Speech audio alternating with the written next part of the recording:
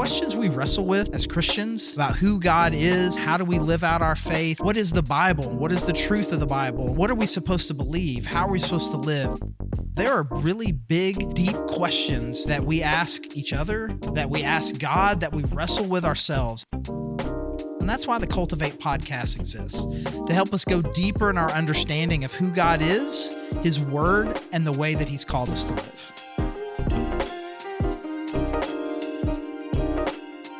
Hey everyone, welcome to the Cultivate podcast with the Grove Church. I'm Charlie Lofton. I'm the lead pastor there, and I'm here with Bagel, our creative director, podcast director, sound engineer. I don't like that term. Abigail Boone. Don't tell Jason Height. Jason Heights. He would heavily disagree. Protege. Junior sound engineer, Sure. Abigail Boone. Sure. So we are wrapping up our series within a series on ecclesiology, study of the church within our systematic theology discussion. And now we're to... I don't know if it's everybody's favorite part, but it's my favorite part because it's minimal prep for me.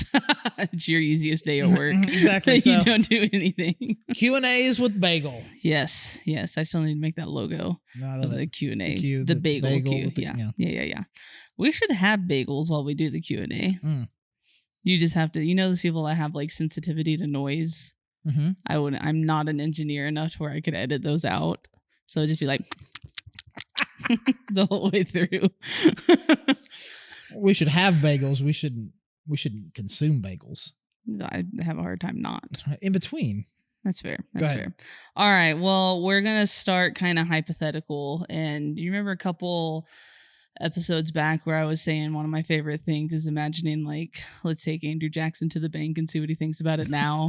Like it'd be really fun to show Thomas Edison what our TV looks like, and things like that. So let's imagine we bring Paul and Peter into our churches. Right. What do you think their experience would be like? What would their reactions be? Well, there's kind of two elements to that for me. One, there's just the time travel element at all, right? Yeah. Where it's like you have lights indoors that aren't fire, right? Like, how are you projecting that sound? How is sound coming out of there? The lights are flashing and you dim them and like all of those sorts of things. What are these clothes you're wearing? Like, let's just take all. Or they'd even be thinking, that's such a solid cup you have there. What formed shoes the you air have. is conditioned here. Right. So there's all of those elements to it. So let's just say that somehow we could move past those. Move past all of that, because I'm guessing you're not asking what would it be like. Let's give them a week trip. The week leading up to Sunday, they get to get all that out of the way. Yeah. So now we understand the culture, and then we walk into the service. I think if they were going to just be on their best behavior, right? They're not looking for something to fight about, sure, right? So they say they're walking into it with a pretty good attitude. Yeah. I think they will be pleasantly surprised or pleased that we have all of the elements, right? Okay. That we are, we are singing together, which you're supposed to do. We are fellowshipping together, encouraging each other. We are teaching God's word. They would be kind of like, whoa, you're reading a letter I wrote. Y'all still have that? Again, that's what I'm saying. There's the time travel elements of it too, right? You put all of that together and you bound it, and everybody you have it on your phone. Like, again, I mean, they're 1,400 years removed from the printing press, much less the internet. So I think they would be pleased. Hey, you're using all of these elements. Okay. I think if they had a critique, I think I would make it twofold. I think they would be surprised they would be disappointed maybe how structured it is. Okay. To the point to where we've got to be done in 70 minutes because we got to turn this place over and do it again. Yeah. And relieve the kids workers so that they, I think they'd be like, because I would imagine they'd be more like they would get together and they would sing and talk and then eat, and then somebody would talk again. It's probably a several hour sort of gathering as opposed to a highly structured, somewhat scripted 70-minute thing. And I think our use, a lot of our communication techniques of, a couple Sundays ago, I was talking about, the way storytelling and characters are introduced in the scripture compared to pop culture references. Yeah. I don't know that they would love that. I mean, just get at it. Yeah. Just get at it. Like, why do you have to be so illustrative? Why are you bringing in these elements of humor? Why not just... You don't think they used humor? That's a bummer. I have a minimal belief. I mean, I wouldn't say any of Paul's letters or Peter's letters have any humor in them. But surely they're funny people. Maybe, but it didn't seem like it was necessarily translating into their teaching. Yeah. Maybe it was, Mike. If you listen, maybe it was. So maybe I would be wrong about that. But I would imagine them more along the lines of people now who are like, man, just teach. Yeah. Stop with the illustrative entertainment portion of it. Stop trying to be engaging and just speak truth. Yeah. I would imagine that they're on that spectrum of people like that today. They probably would lean more towards just get to the point. But they would probably go to those churches today and be like, "What are you so mad about?" Yeah. Or why are you so angry? Yeah.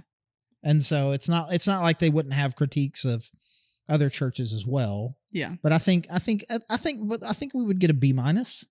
Okay, that's a pretty good score. Yeah. Overall.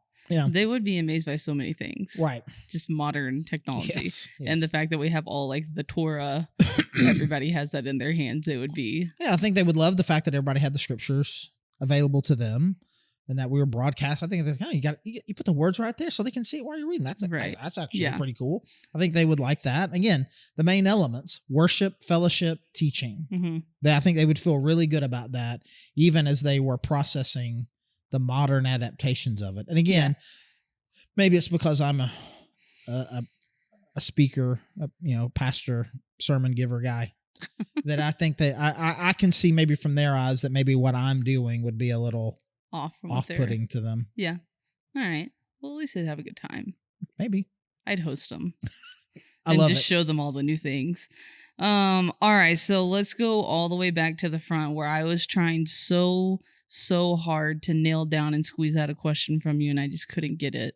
I love it. But just appease the audience and say... the audience? Who's the audience? The audience. You. The listeners heard me ask over and over, but where is this in the Bible? And I know that a lot of it is tradition or the councils or like all that stuff, but let's say someone wants to go on their own and look up stuff about the church and what the church should be doing in the Bible. What's the best places you would send them to learn about the church and the Bible? So what I'm assuming you mean by church is the organization that I am a member of and I walk into on a Sunday. Yeah. Right?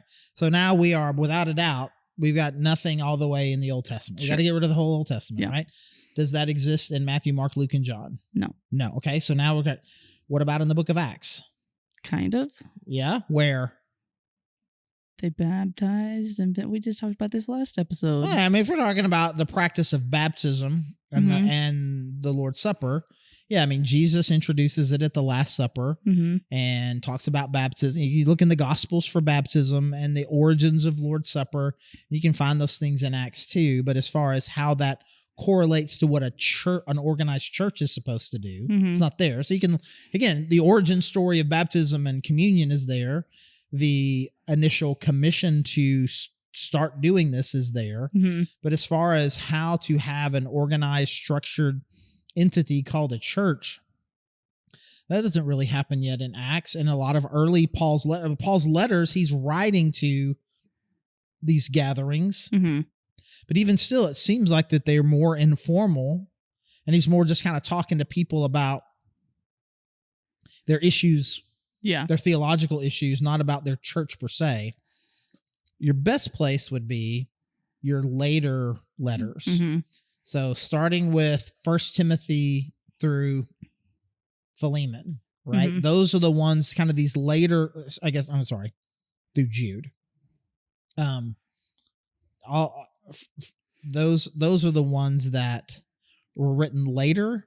And so you're starting to see a lot more organized church gatherings where Paul's talking about Here's what elders need to look like. Here's why it's important to be an elder. Here are the qualifications. Here's what you need to do.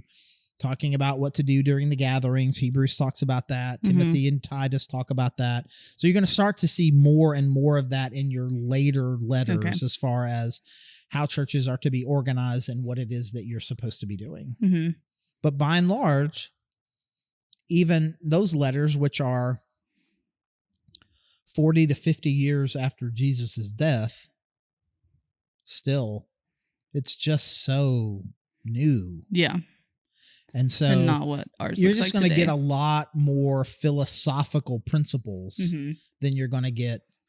So not necessarily like, I feel like that's a phrase that a lot of people use it in a quippy way. It's not descriptive, or it's not prescriptive, it's just descriptive, that you could like read about what he's saying to these churches and kind of map that onto some ways that you should be interacting with like the body of the church. Philosophy, principles, now go execute them, which is why for the most part during this particular study of the church, most of the stuff I've been preparing and we've been talking about are more historical in nature. Here's the history behind it. Here's the history behind this. Here's this group does this, and here's why this group does that. And here's how these ideas developed from, again, just a very relatively limited core number of principles around the importance of teaching, worship, leadership, baptism, Lord's Supper, those sorts of things that you're supposed to do.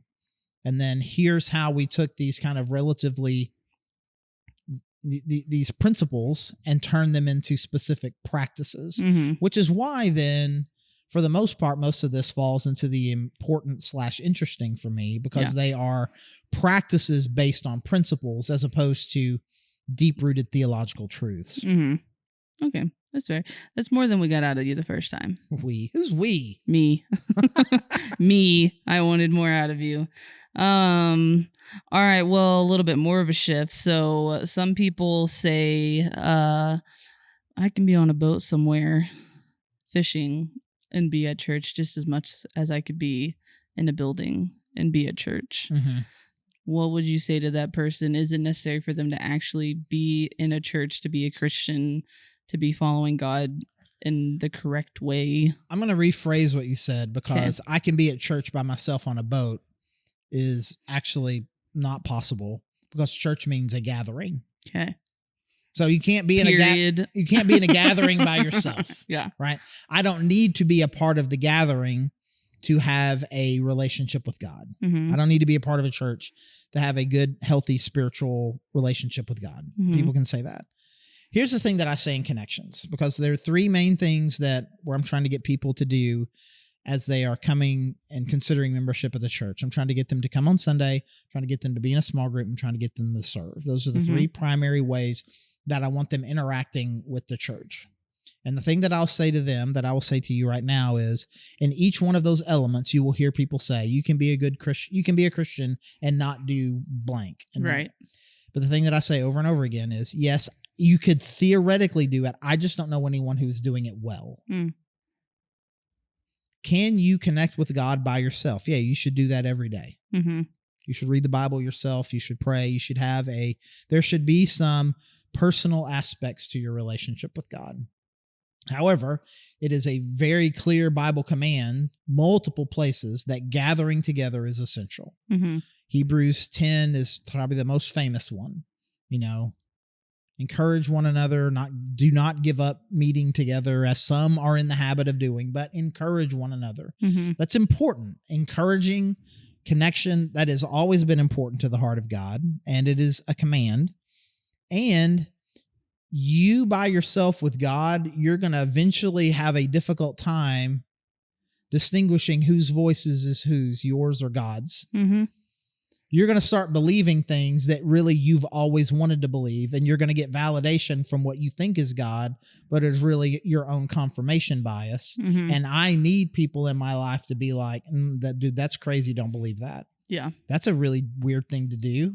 And community is the great antidote to that. Even in the thing that I talked about a couple episodes ago, where that pastor comes up to me and says, what is your theological justification for doing communion that way? At a minimum, I was kind of off put by it. And at the same time, it made me think about it. Yeah. I stopped, at least mentally. I stopped and thought, is there something bad about doing it? Is this wrong, or is it just different?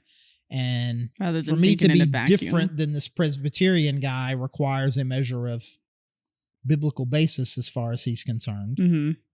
Or is it, and so those are the kinds of things that we need. I need people like that in my life. We all do. And so it is both commanded and it is necessary. We are meant to be each other's guardrails and accountability. Yeah. Well, it seems very, like, I wonder, not just take it back to Peter and Paul, but like take it out of America. How individual is that of us to think that we can do stuff by ourselves? I don't even know that anybody would have conceived of it pre-Enlightenment, for sure. Certainly, I think the Second Great Awakening, with the strong emphasis on you have this personal emotive experience by which you then make a personal decision to follow God, which then kind of comes, and then kind of is built on this colloquialism that gets used in Christian circles. Christianity, it's not a religion, it's a relationship. Right. Yeah. And then the deeply personalizing of it, which is ridiculous to say, by the way. The phrase should be, if you're going to say it, it is not simply a religion. Right. It is also a relationship. Mm-hmm. You can't say it is not a religion. Because it is. Look up the definition to the word, bro. Yeah, and it is. It is all of those things. Yes. But it is more than that, which is a perfectly fine thing to say. But again, that's just such a rugged individualism sort of thing. Yeah. Again, which probably, post-Enlightenment, post-Second Great Awakening, there's just going to be more and more of that. Yeah. Okay. It just feels very American. Yeah. Well, we that's why I tie it a lot to the Second Great Awakening, which is by and large an American revival, kind of reshifting of the way that we think about Christianity. Yeah. And individual, and you put that with just the rugged individualism value embedded kind of in American political, cultural belief systems. You put both of, again, Second Great Awakening would have only happened in America. Yeah. Yeah.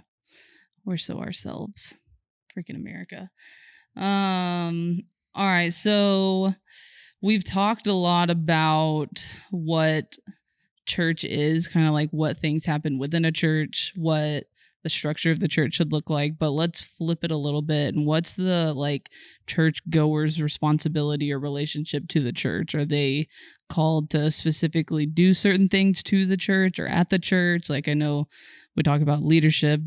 There's the deacons, the elders, all of that, but flip it over. What is the church goers' relationship and responsibility to the church? So I walk into a church. I decide I'm going to be a part of this church. What is my responsibility? Yeah. Well, most churches, they'll have some sort of membership class, and then they'll have a membership covenant of some kind. And the way that I refer to our membership covenant is, I think it's best to describe it as what kind of an expectations exchange, where it's like there's certain things that you expect of me when you come on a Sunday morning, a certain quality of sermon based on the scriptures. The worship team is rehearsed. People are friendly. The kids are going to be well taken care of. There's certain expectations you used to have. The question is, what should we be able to expect of each other? Mm-hmm. So if we're talking about someone who comes to the Grove, we've got those 6 things written, printed and hung on the wall, right? Just if I can see it right from I'm looking at it right now, right? Connect, give, serve, pray, protect the reputation, and invite people, right? All those sorts of things. If we're just talking about broad principles, what should churchgoers do? Every individual lowercase c church is going to have its own understanding and implementation and structures to implement well the principles that the Bible has given. Like we were talking about before, there's not very specific guidelines for this is what a local church should look like. Mm-hmm. There are principles, and we have organized these principles this way. Therefore, since we've organized these principles this way, this is what we should expect from you. Yeah. And this is what I say at Connections. I am the primary architect of the structures of the Grove Church. And as the primary architect, I can tell you that if you want to be long-term successful here, this is what you need to do. Mm-hmm. So I would just, if I'm going to connect at this church, I would listen to the primary architects and do what they say. Mm-hmm. I would not go to a church that baptizes babies and say, I ain't doing this. Yeah. And why are you making such a big deal about communion? So following the leadership of the architect. follow the leadership of the church. They are the ones that have been placed there by God to provide the structures and the accountability. They are the ones that understand what it means to be, for lack of a better word, successful here. Mm-hmm. These are the things that we need from you. Mm-hmm. And you should be compliant to that. Mm-hmm. You know, pushing back when it feels appropriate, but not pushing back against just the very idea. Yeah. Like we've talked a little bit in our pneumatology talk about more charismatic churches. And that is kind of a main way where you can kind of see the opposite of this, where somebody who comes from a more charismatic background comes to a non-charismatic church and everything seems really familiar. Mm-hmm. The worship is really upbeat and lively, and there's a band, and the preacher is fun and engaging. We're doing everything except these things. Mm-hmm. Why don't we do these things? Yeah. Or the opposite, where it's like if I just started, I'm just going to start going to an Assembly of God church. 90+% of it would be like, I really enjoy every bit of this. Mm-hmm. But why do you guys speak in tongues? Yeah. That's so weird, bro. Like, no, I mean, don't be like that. Yeah. I mean, it is the upside to being in a place where there is so much to choose from. Yeah. But even if you live in a place where there's not a lot to choose from, these are the people that God brought here to your community to lead this church. You might wish that, man, there was more than just a Presbyterian church in my community, but that is what God has brought there. And you should be willing to kind of place yourself under the umbrella of that particular church. Yeah. And so then with that, one thing that's going to be universal everywhere is Sunday morning attendance, some manner of giving, helping sustain it, some kind of serving. You have to make the switch from, I like coming to your church, to this is my church. I like being a part of our church. Mm-hmm. You kind of make the mental switch of that. So that's going to involve a giving component, a serving a component, a regular attending component, an inviting, welcoming component, really kind of taking ownership. So I submit to leadership, but while at the same time kind of taking a personal ownership of its success. Yeah. I think probably, and maybe this is more so my generation, but the one part of that seems most is submit to the leadership. Like, it's easy to be a part of a group, but that whole time you're a part of it, you could be like, well, they say something I don't like, I don't have to do it. You know, that feels like something that could feel like the most rub to our current generation, but that really is a part of what the leaders are being called to do, is to shepherd the whole community to, you know, am I wrong in that? Well, I'm going to make a bad metaphor here. So I go to Chick-fil-A and I order a hamburger. Yeah. Which is weird. And I can't get one. They don't have one. And then I get mad at them for not having hamburgers. Yeah. Okay.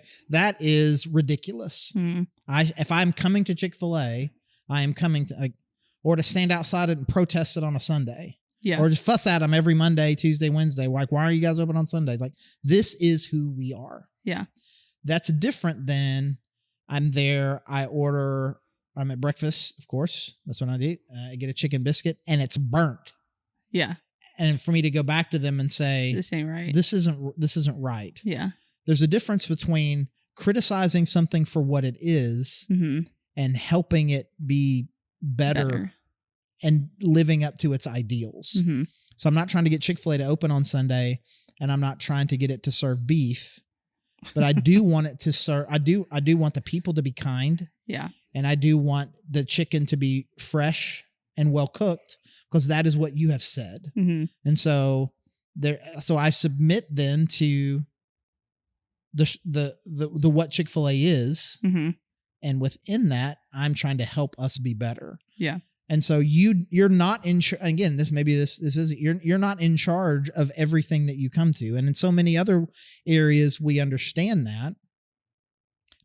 church is similar, where it's like, this is what this is.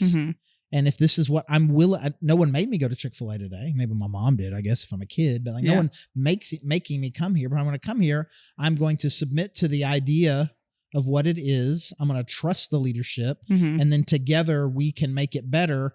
Are we living up to its ideals? Yeah. It's probably that trust factor. Yeah. That is the rub. I mean, and for good reason. Yeah. There's plenty of good reason. How dare you not trust the government? I'm like, bro, have you read a history book? Yeah. How dare you not trust pastors? Fair. Have you ever been on the internet, bro? I mean, like, but when done right, some of the coolest movements in life change and things that grow out of that. It's like kind of that fine line of, it's a really hard thing to submit yourself to or take that trusting step, and it can go wrong. Right. But most of the time when it goes right, it's one of the coolest things to be a part of. So, okay. So is church membership like where did that concept come from? Again, it's a structure that is developed over time, a structure that's developed to help provide the organizational structure and accountability that is needed to know, hey, who, when we say we're doing this, who is we? Are you with us yet or not? And so we got to figure out how do we measure that? How do we determine that? Are you someone who is on the outside? Are you someone who is trying to figure it out? Or are you with us? And again, if I am called to be your shepherd, and to be your overseer and to kind of help you, I need some indication from you that is what you want. Expectation exchange. Right? I want you to lead me spiritually. Okay, so we have a process by which we go through to make sure you and I both mean the same things by that.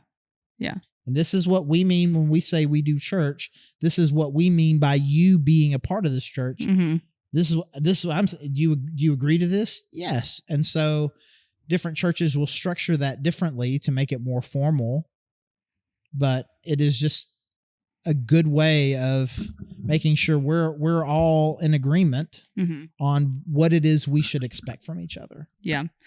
So probably the time in life that happens most often is graduating from college, or maybe you just got married, so you're doing a shift around in where you're normally going to church, or you move towns. Would you, to any adult in that stage, be like, yeah, you should look into becoming a member of a church? Or would you just be like, yeah, just go to church? No, you absolutely, you should build roots into where you're going. I mean, you should not just go to a bunch of different churches, or you shouldn't even do what I'd call either kind of your short-term church hopping. I'm going to here for a couple of months and then there for a couple of months, or even your long-term church hopping. I'm going to go here for a year or two and then go to someplace else for a year or two. I mean, you should, because the deeper roots you build with the people of that church and the leadership of that church, I mean, you can go deeper personally.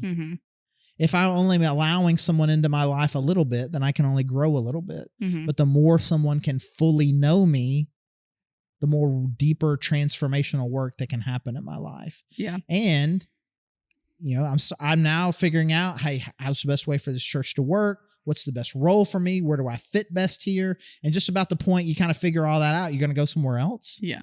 Or you're going to have to stay on the surface and never even start to ask those sorts of questions. Yeah, we should, again, there are good reasons to leave a church. Right. But not feeling it right now, that's not a good reason. I'd probably say the same thing about marriage. You should just stay. I've got way stronger things about that to say about marriage than I do. But same concept of you shouldn't just dip out or hop around. You should just root yourself somewhere. Okay. What do you think?